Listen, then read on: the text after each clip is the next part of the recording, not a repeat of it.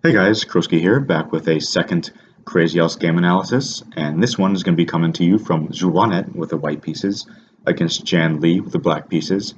And both of these, if you're not familiar with the names, are elite Crazyhouse players. They're both, I would say, in the top 10 in the world, Crazyhouse players. JannLee for sure, and Xuanet is right up there as well. So this is going to be a very high caliber game. Fascinating game, at least from my perspective. I found it on JannLee's stream from a few weeks back. You can see it was played in the Crazyhouse Weekly tournament number 9. And this game stuck out to me because JannLee played something of an unorthodox opening for black in Crazyhouse anyway. He plays the Pierce, or the perk. And it becomes a very composed structure for black. You'll see he fianchettos the dark square bishop and makes a nice little fortress around his king, doesn't really develop any pieces past the 6th rank for quite some time, and it's a very solid structure. It's a very, I would say white develops with a lot of energy and puts his pieces on very active squares, controls his center in very classical style, whereas black does not. His is going to be much more of a latent type energy, and he's going to focus all his attention on trying to find the perfect position, the perfect time to counterpunch, and he does that magnificently. So the last video I made, I ran on and I was really long-winded. So let's go ahead and jump into this. I'm going to try to be a little bit more succinct. Try to bring this one in under 10 minutes, if at all possible. So let's get motoring here. E4, D6. This is all standard Pierce type stuff. And okay, by this position, this is all pretty classical chess type stuff. Actually, this is a position which I'm sure could be seen in a regular over-the-board game. Castles, still pretty classical chess type stuff. And with these moves H3 and H6, this is where we start to see a departure from classical chess into more Crazyhouse type territory, especially with the ensuing moves and the plan behind these moves.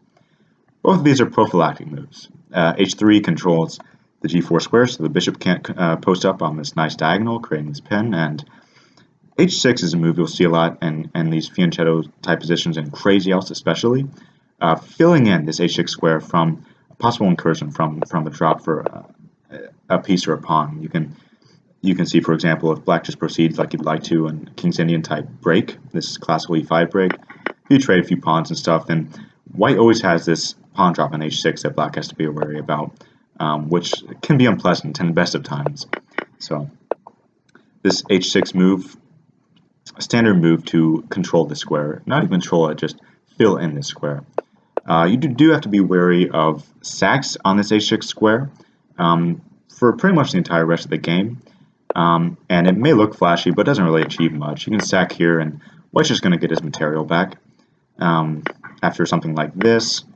And you can just start replacing your pieces and pawns back on the squares where they were. And so even though it looks flashy, it's not going to achieve much. It's merely a trade of pieces. Black could even try to be a little bit more ambitious and maybe place a bishop here instead. And after white addresses this, let's say he just addresses it with a kind of nothing move, and black can even make inroads on white's king. So yeah, this sack on H6 doesn't achieve anything quite yet, but it's something that both players need to be cognizant of. It's a common motif in these fianchetto type systems. So okay, instead of sacking on H6, bishop E3, and the point for these next few moves is white's going to try to create a battery on his H6 square and just bring all his pieces bearing down on the king's side. So after bishop E3, king H8, this is a mature move. And the point here is you're vacating this G8 square for this knight to drop back, and this knight will help control the H6 square after white develops his battery here. And so that's exactly what happens. Queen D2, knight G8, controlling the square and preventing a sack here or incursions on these dark squares. Black has now, as I mentioned before, built up his little fortress on the king side at the expense of neglecting his queen side development. He's quite safe over here. You can see these pieces are kind of mutually complementary pieces, mutually symbiotic, controlling these squares excellently, which are the traditionally historically weak squares and fianchetto type systems. But now that you've got those addressed, you're quite safe. White, on the other hand, again, this is the main motif that I want to harp on this game, is that White has employed a very classical system where his pieces are very active, very kinetic. Look at all these pieces bearing down on White's king, just pointed at Black's king rather. If this file ever opens up, this rook is going to be very active. You can even get your pawns motoring down the board. These two pieces are really the only pieces which cannot become immediately dangerous in Black's camp. So White has a very kinetic energy, whereas Black, on the other hand, is a very latent energy. As I said, that's a motif that's going to be playing throughout this game. Black is going to depend on a perfectly timed counterpunch. So, okay. At this point, White hasn't yet signaled his intention where he wants to go with the king. He hasn't forecasted his king's destination, so Black doesn't know if he wants to maybe start his own pawn storm over here, but if he does, maybe White will castle kingside. Doesn't really know where to deploy his pieces and pawns, how to progress with a actionable plan. But now this g4 moves sets the composure and the complexion for the rest of the game. White is now saying, yes, I'm going to castle queenside, and it's going to become a race of pawns or a pawn storm. You might see this in classical chess, actually, and these Pierce type systems. So it's very interesting how the themes kind of transpose between classical chess and Crazyhouse here. So in response to g4, this kingside aggression, Black is going to counterpunch in the center here. And now after castle queenside, knight c6, this e5 break, you have to be a little bit careful about that, actually quite careful. You have to navigate the ensuing tactics quite deftly. The point is, after a capture here, you cannot recapture with a knight. So for example, after knight captures, White will just take here. If you take with the bishop, this pawn will drop, and you do not want this pawn to drop. This h6 point is a very tender point of egress for White, and you can see now he's going to start controlling these dark squares. And if you take here, that's going to be all she wrote, really, if White gets access to these squares in such a fashion. So you can't do that. If you recapture with a pawn, then you're just going to hang a piece. You're going to hang this rook, and White comes in with his rook, has devastating control of this back rank, and that again is going to be all she wrote for Black. An immediate threat, if Black does nothing, like h5 say, he can just sack here. Rook takes g8, king takes g8, something like queen here, and yeah, the game is going to be over very shortly. Just to give you an example continuation as checkmate. So that's not possible. After d takes, you must recapture with this d pawn. Again, if you recapture with this bishop straight away, you're going to hang the h6 pawn. So d takes e5, d takes e5, that's forced. And now there's a little bit of queen tension here. And so this d takes e5 move is basically Xuanet saying that, okay, I'm ready for a queen trade. I'm ready to get some pieces in my hand that I can place around the king. Queen trade will benefit me. He wants to open up files and start attacking. So d takes e5, d takes e5. And Black has to be wary of queen takes d8, actually. I believe in the stream I saw he had pre-moved the knight recapture, which is forced. Because the point is you can't recapture with the rook because White can just take here. This pawn will hang. And now, instead of collapsing on the dark squares, you're going to start collapsing on the light squares, and that's going to be very dangerous. We do not want this f7 pawn to hang. So you can see how delicate Black's position is in these Pierce type systems. These tactics in the center had to be calculated very adroitly. It had to be finessed very adroitly. So d takes. White decides not to capture here, which that could have been essayed immediately. Actually, that might have been an interesting continuation, is taking here immediately, forcing the knight to recapture, and now this knight isn't really doing much. Okay, so it's maybe defending the f7 square, but I don't think that's nearly enough. I think Black is going to be too passive here, and he doesn't have too much going for him, whereas White is comfortable, and he has a very actionable plan, a very clear plan to proceed with, and maybe a pawn push and coming in with these dark squares. But instead, okay, this is just fine too.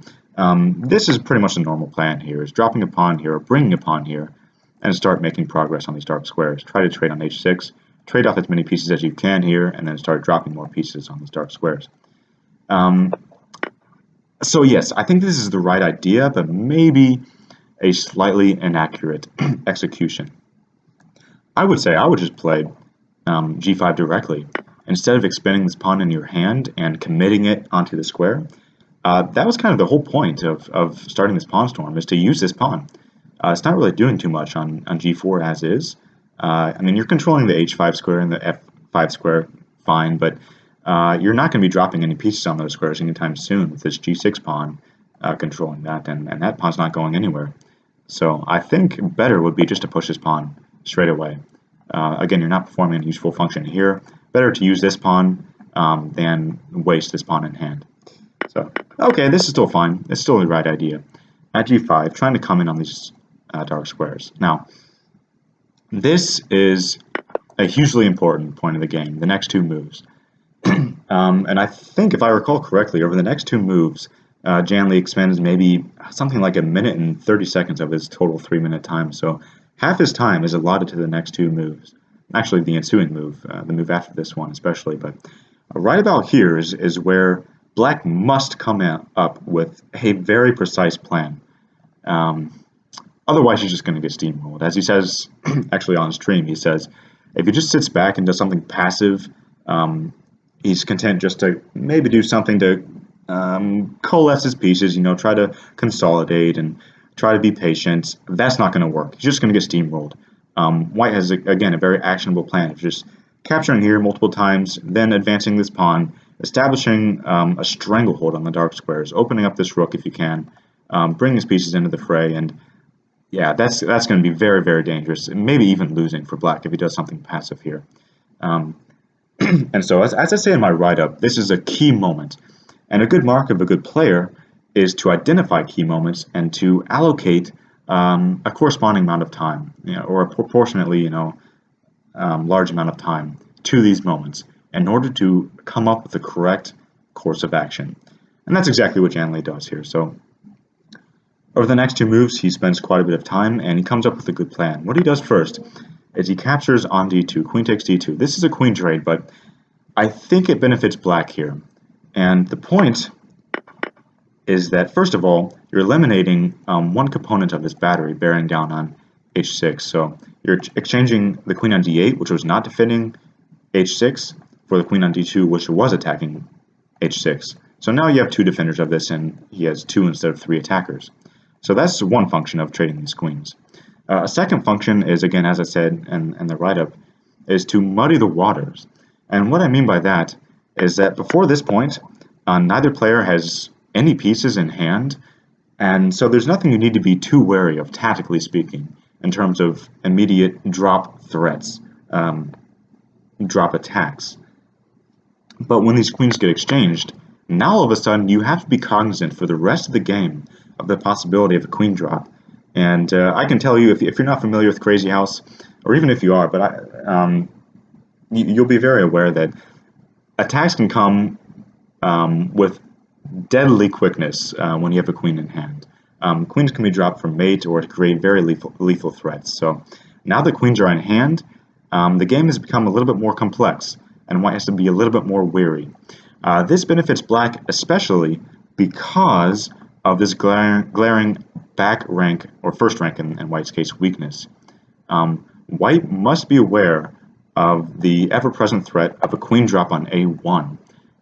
Because he's castled queenside, his king does not control this square, so queen at a1 is always a threat he must be aware of. So the queen trade does benefit Black here. Now, a queen drop here isn't immediately devastating, obviously, because after a queen drop here, you can just block with the queen, and that's just you place the queens on the board, get them back in the pocket. The king has been granted pretty much a free tempo to step where it wants to step, and come nicely, safely nestled over here, controlling the square. That's no longer a threat, and White is completely, he's happy with this position. I would say he's comfortably in control here.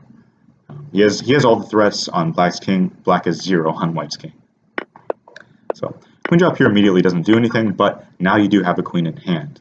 Now, the point of this procedure, the point of this queen trade, is this amazing resource that Black finds. Now, again, you cannot sit back passively. You have to find a very real plan here, a way to put threats on White's king, a way to pry his king open, a way to start your own counter threats.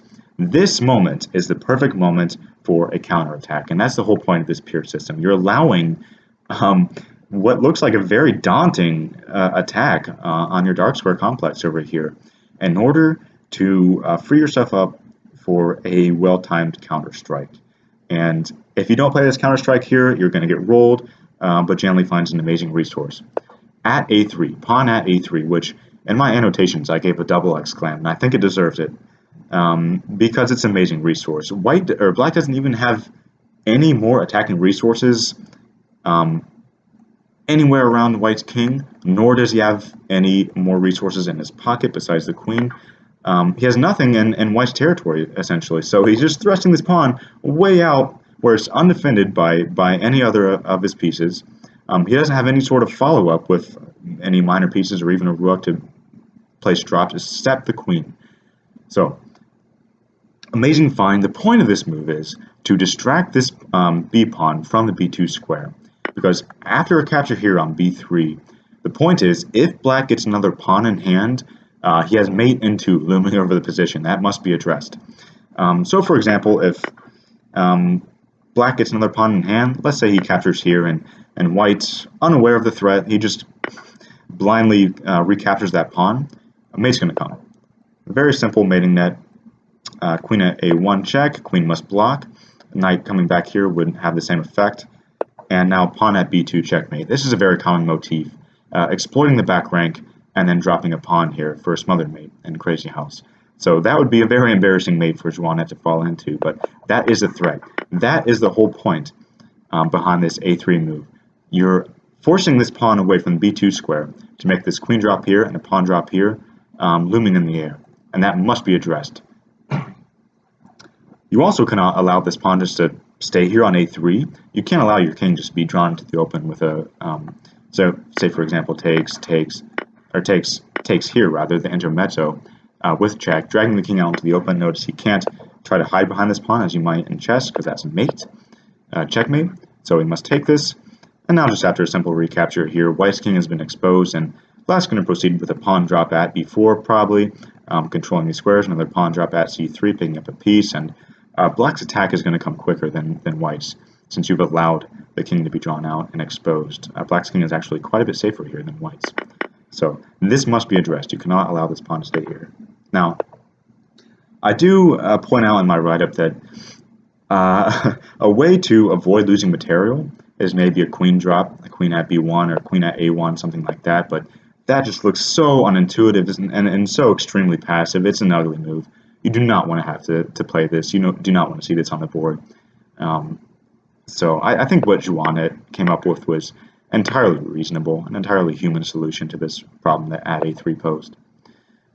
So at a3, and Xuanet takes his pawn, and he's admitting that, okay, you can get rid of some of my own pawns with impunity. Notice that after this capture here, you cannot recapture here because, again, the mate threat. Queen at a1, pawn at b2 to follow with mate.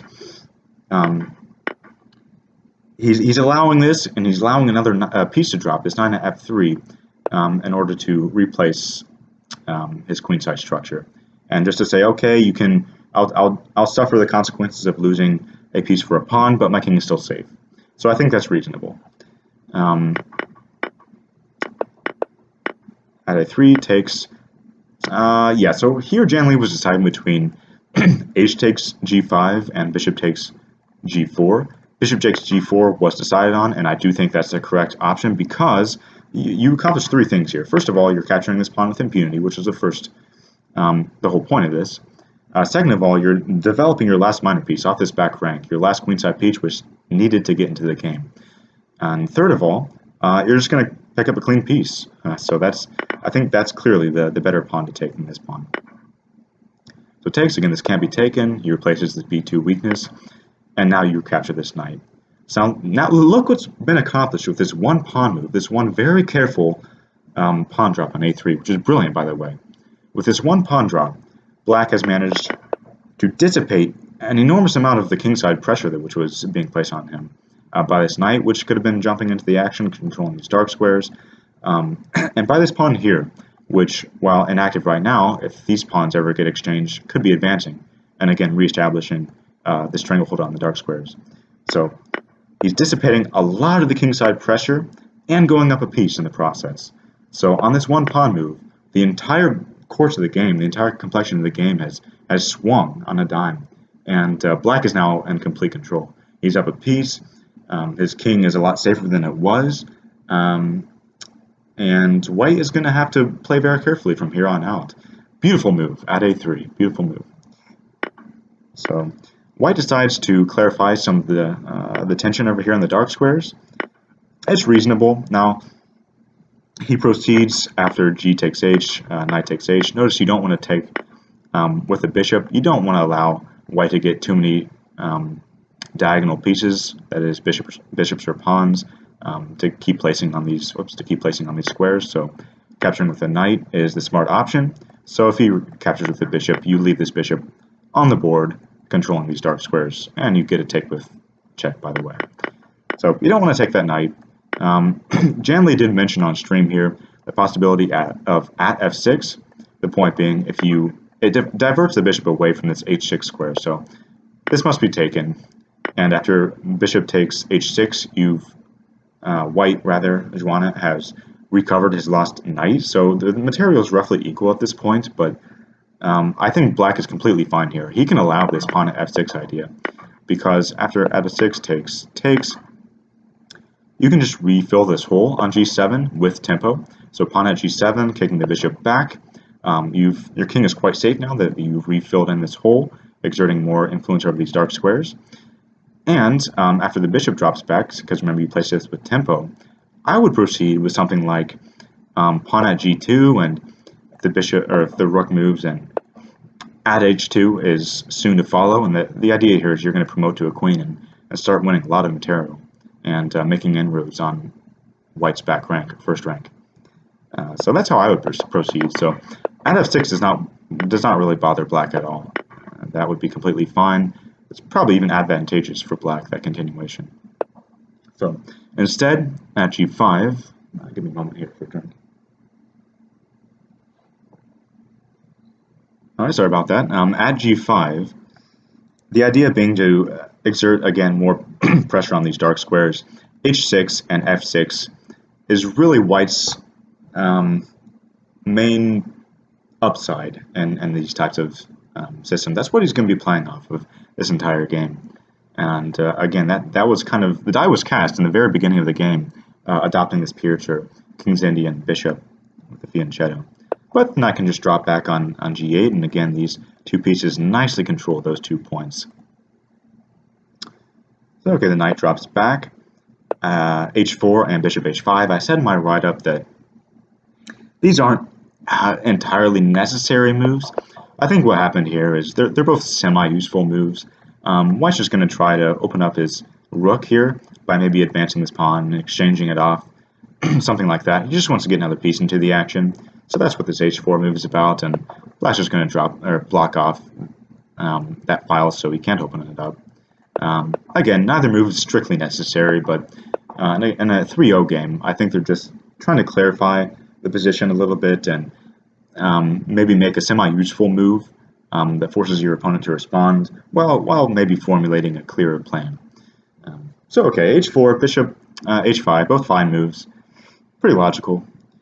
And now, I should mention that at this point, after h4, in chess you'd be asking, why doesn't he take one of these rooks? He has this nice skewer here, and you can pick up some material, right? But the point is, in Crazyhouse, the rook, so this major piece, is roughly equivalent in value to minor pieces, the bishop and the knights. They're roughly equivalent in value. Now, of course, it does depend on the position, but in this position, this bishop is far more valuable than either rook, really, practically speaking, because you don't want to, again, allow white too many diagonal pieces.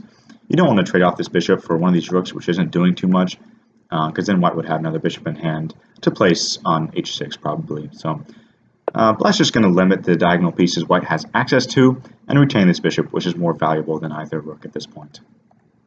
So okay, h4, bishop h5, f4. Point here is white wants to exchange a pawn in order to continue this plan of dropping on these dark squares. So this can't really be avoided. JannLee is going to have to concede a pawn, but he can proceed with his own attack. So instead of just taking right here and giving white what he wants, black's going to use his time while white's going to use to thrust his pawn forward and take here to create some of his own threats. He's going to counterattack and start placing his pieces in this box around the king. So at d4, good move, placing pressure on this knight, and this knight could be moved. I do point out in my analysis and my annotations on Reddit that you could move it to d5. This is something I analyzed briefly, and maybe that's a decent alternative. I'll show you real fast how the game continued. He took here.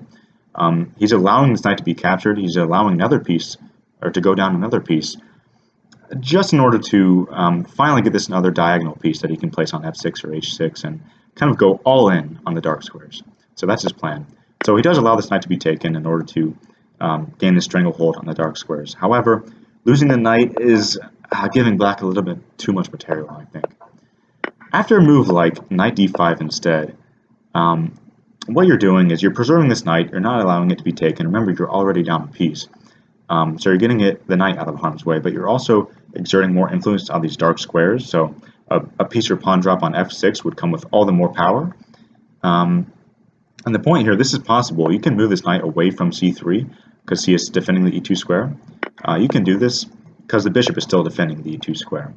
If that weren't the case, notice that, again, this perennially weak back rank will come to haunt white, as it does in the game. But example continuation is if black's bishop or white's bishop were not controlling that e2 square and white moved his knight away, mate would be soon to come with a queen drop here. He must block on b1 with the queen, and now a knight drop here would mate.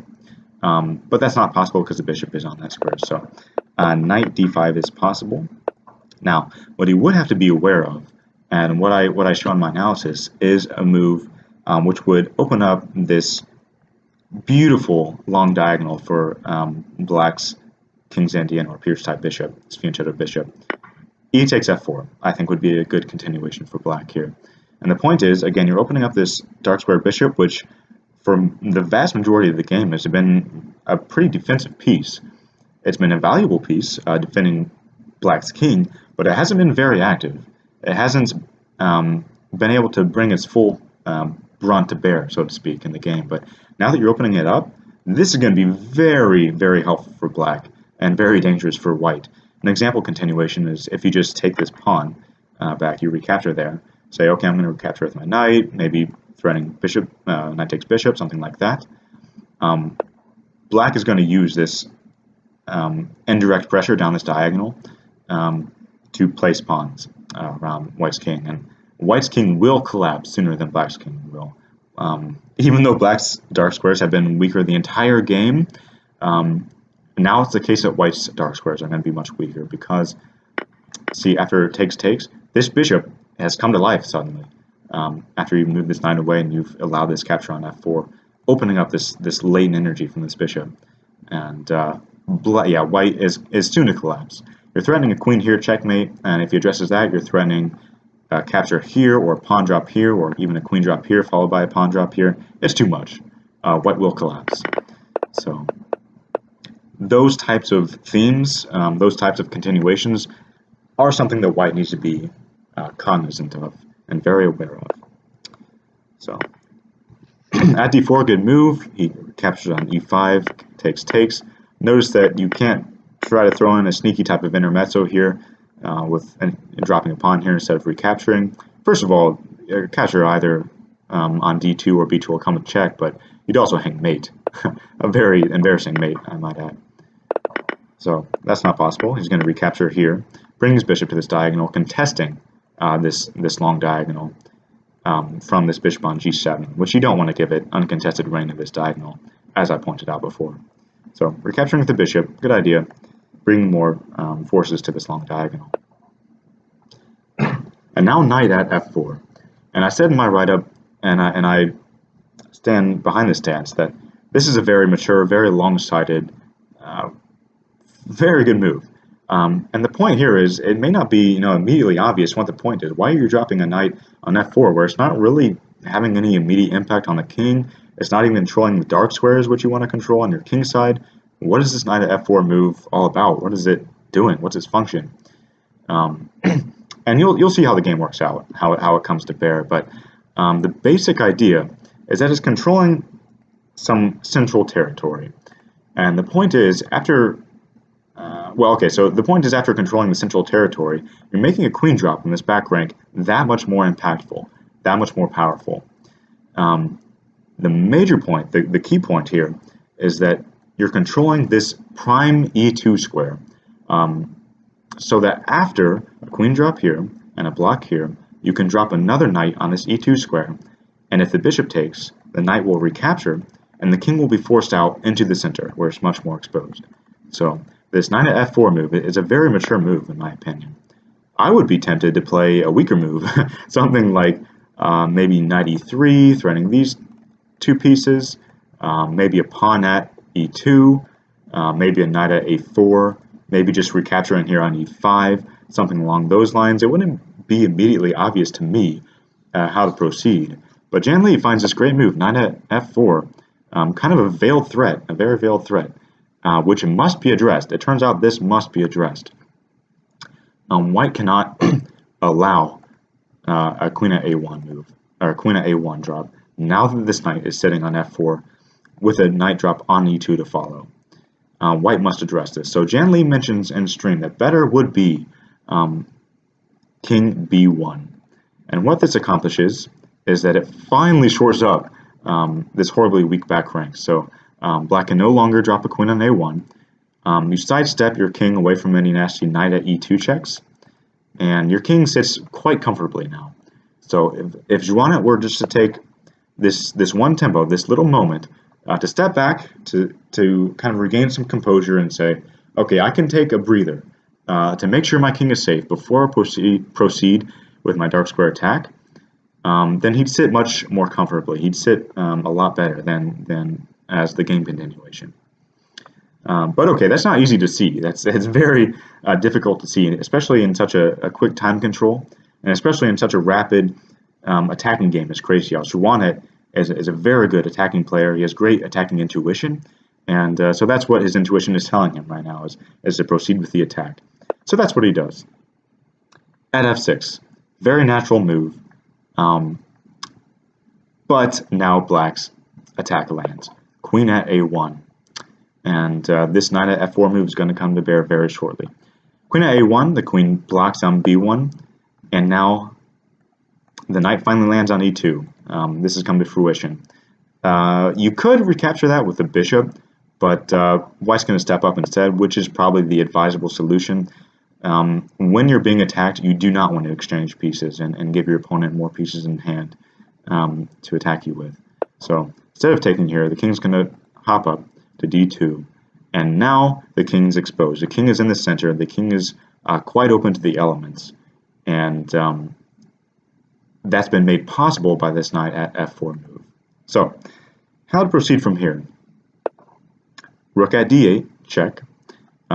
Bringing all your pieces into the action with tempo is crucial here. So you don't want to allow white to start his own attack with a f takes g7 move.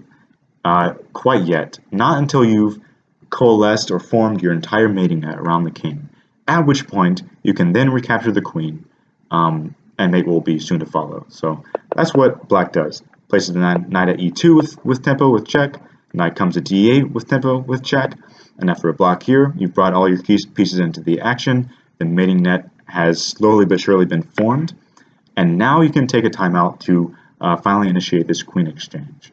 The point is, you can now allow this trade on g7 because while white does indeed have a stranglehold on the dark squares, he does not exert any influence at all on the light squares. So black's king will be able to sit quite comfortably on this h7 square.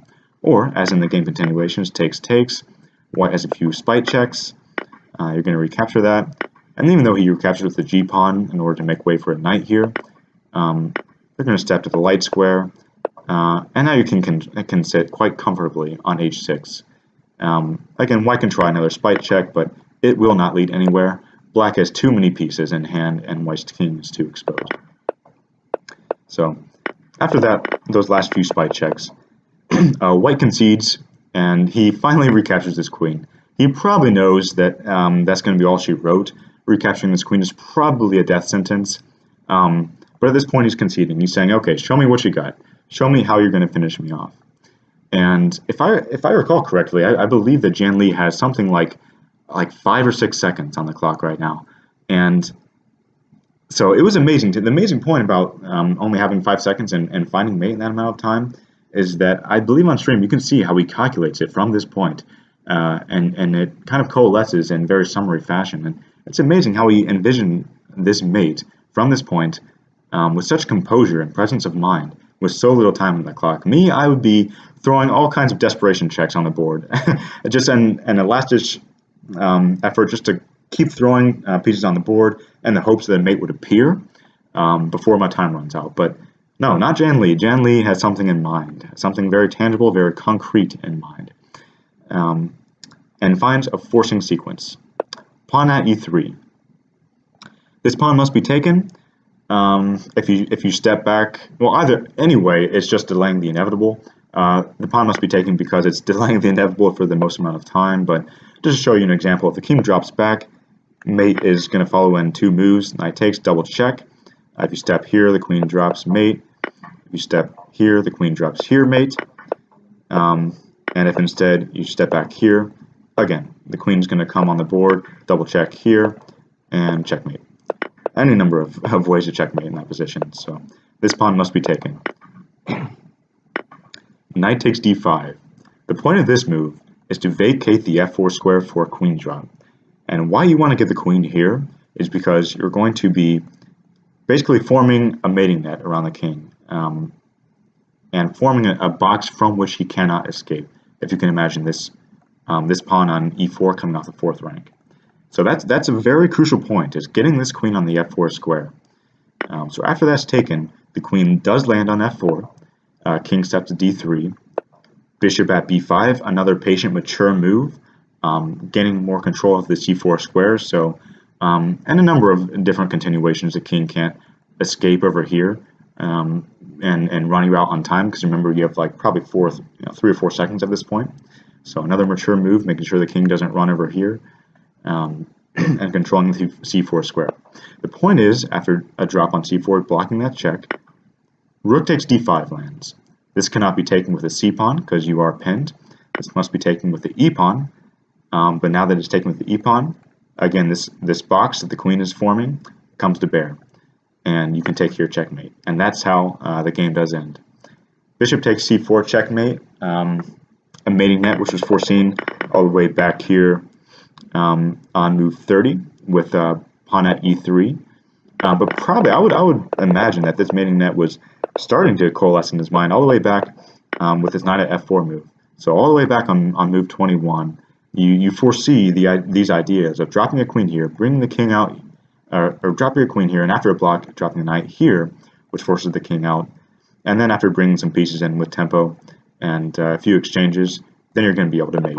I think that was JannLee's attacking intuition coming into play, an attacking intuition which became concrete by the time e3 was played, or at e3 was played. So yeah, beautiful continuation there. And I should have mentioned that even if this rook isn't taken, leading to mate in 1, this is going to be mate in 1 anyway. Knight takes e5 checkmate. So any way you move, any way you step, it's going to be mate, and that's just a beautiful mating net. Beautiful way to continue this game, to polish him off. And again, if I were to summarize this game, I would say it's the theme of a counterpunching game.